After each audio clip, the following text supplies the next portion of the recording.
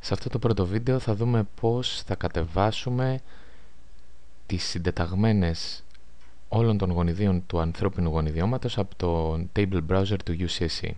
Σας θυμίζω ότι για να μπείτε στον Table Browser του UCSC δεν έχετε πάνω να γράψετε το URL του UCSC Genome Browser, genome.uscsc.edu. Από τη σελίδα που ανοίγει επιλέγετε το πεδίο Tables και περνάμε στον Table Browser. Περισσότερες οδηγίες για το πώς χρησιμοποιούμε τον Table Browser μπορείτε να βρείτε σε αυτό εδώ το link.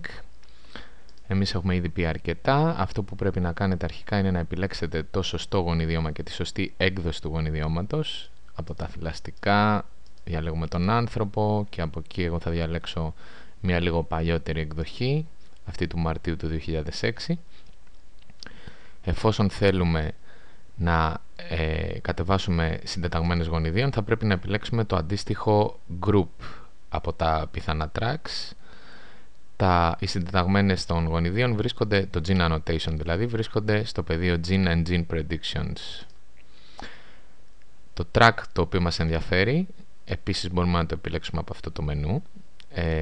Όπως έχουμε συζητήσει, υπάρχουν διάφορες φάσεις δεδομένων από τις οποίες μπορεί κανείς να αντλήσει γονίδια, UCSC, RefSec, Ensemble, διάφορα είδη είτε annotations που έχουν προκύψει από πειραματική επιβεβαίωση, είτε είναι αποτελέσματα πρόβλεψης προγραμμάτων αλληλούχησης κλπ. Εμείς θα επιλέξουμε το RefSec. Θα πάρουμε δηλαδή τα γονίδια έτσι όπως αυτά έχουν καταχωρηθεί από την RefSec database.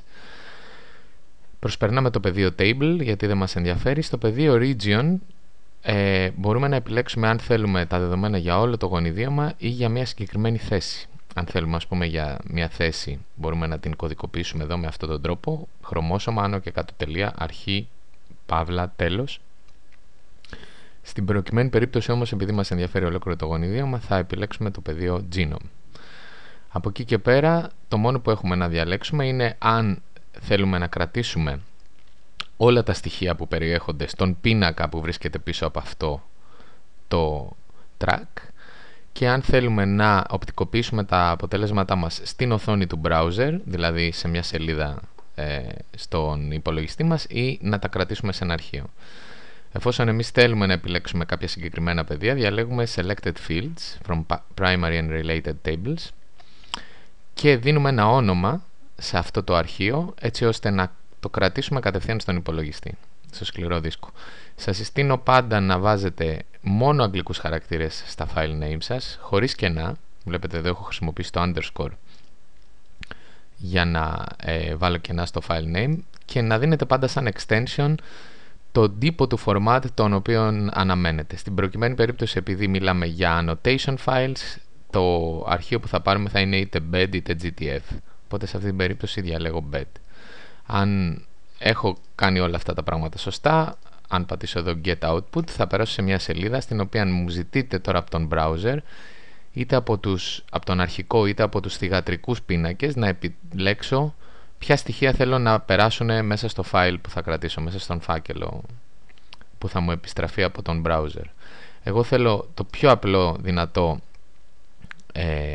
τρόπο απεικόνησης, δηλαδή το χρωμόσωμα, το σημείο έναρξης της μεταγραφής, το σημείο λήξης της μεταγραφής και ένα όνομα για το γονίδιο. Επιλέγω εδώ το name2 γιατί αυτό είναι το gene ID, το identifier του γονιδίου που βγάζει περισσότερο νόημα με βάση τα ονόματα των γονιδίων που έχουμε συνηθίσει να χρησιμοποιούμε.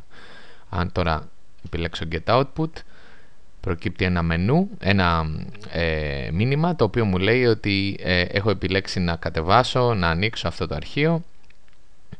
Με την επιλογή Save File θα δω ότι το αρχείο κατεβαίνει στον υπολογιστή μου και από εδώ, ανάλογα με τον browser που χρησιμοποιείτε, αν χρησιμοποιείτε Firefox ή Chrome, μπορείτε να το δείτε διαφορετικά. Βλέπετε πως έχω πάρει ένα αρχείο με τα ονόματα και τις θέσεις των γονιδίων σε όλο το ανθρώπινο γονιδίωμα. Είναι τόσο απλό.